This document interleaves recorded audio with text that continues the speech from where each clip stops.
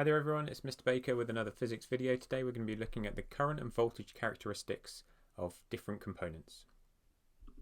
Okay, so we're going to be looking at the IV characteristics. So I stands for current, remember, and V stands for potential difference. So the current potential difference characteristics. So we're looking at what happens when we change the current and the potential difference, and how does that vary in different types of things. And we're going to be looking at these three things. We're going to be looking at a lamp, a diode, and a resistor. And we're going to be answering this question: why do wires get hot?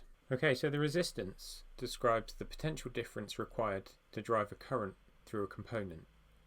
So here we've got the dark grey blobs, which are the ions in a resistor, in a component, and the lighter white kind of blobs there, they're the electrons moving through the component.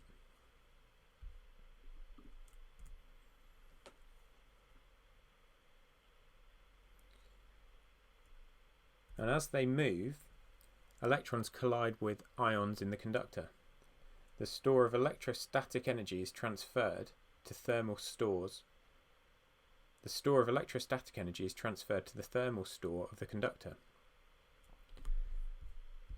And you may remember that the thermal store is a measure of the internal energy of an object. This is given by the average kinetic energy of the particles and the potential energy that they have. And so you can see that as the electrons hit into the ions vibrate around. So this is George Ohm. George Ohm was born in 1879 in Germany. Ohm's law says that the current through a component is proportional to the potential difference across it, as long as the temperature stays the same. So really important that you put both of those two things in any definition you write of what Ohm's law is. Without the second part there, without the as long as the temperature stays the same, then if it's only a 1 mark question, you wouldn't get that mark.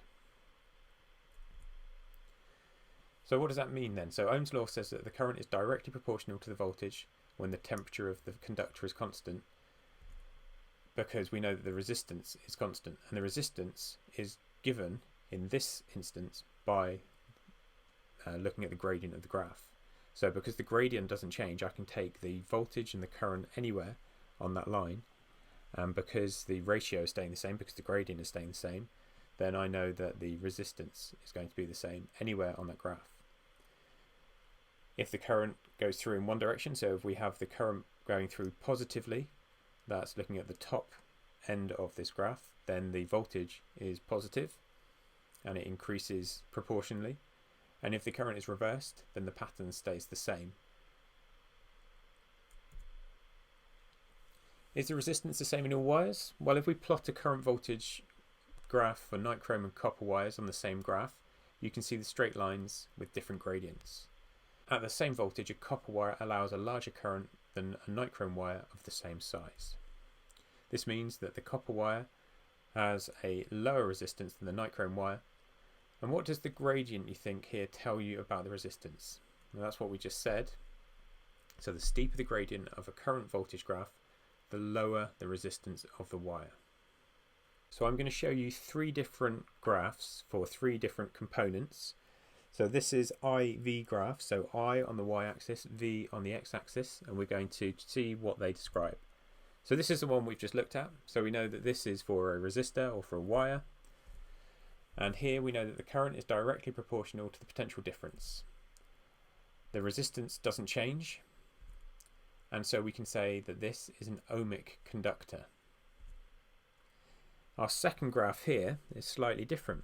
So this one is for a filament lamp, and here the current increases as potential difference increases, but those two, they're not proportional to each other. As the voltage increases, the current increases less quickly. The resistance increases as the voltage increases. And this is because the wire gets hotter and the particles vibrate quicker, making it harder for the electrons to get through. And if you wanted to find the resistance at any point on that graph, you would just pick a point and just do the voltage divided by the current. And you'd see that as you get a bigger voltage, then the resistance would be greater. And so we can say that it's not an ohmic conductor. So here's our third graph. And this graph is for a diode. And when the potential difference is negative, no current will flow. There is close to an infinite resistance. So you can see that on the left hand side of that graph, where the potential difference is negative, then we have no current. Current is 0. When the potential difference is positive, the current increases past a set potential difference of about 0.7 volts. And again, this one isn't an ohmic conductor. This is what you should be able to do by the end of this lesson. You should be able to state Ohm's law, you should be able to draw a current voltage graph for a resistor, a filament lamp and a diode, and you should be able to describe how the resistance changes, and you should be able to explain in detail why the resistance changes in a filament lamp. Okay, so this was the question we asked at the beginning. Why do wires get hot? So it's to do with the movement of the electrons inside the wires, and as the electrons are moving, they're hitting into the ions inside. They're passing on their kinetic energy to those ions. So those ions then vibrate, and we know that the average kinetic energy of those vibrations is the temperature. So as those vibrations increase, then the temperature increases as the thermal store increases. Okay, so that's been all about resistance and IV characteristics. I've been Mr. Baker, and I'll see you next time. Thanks very much.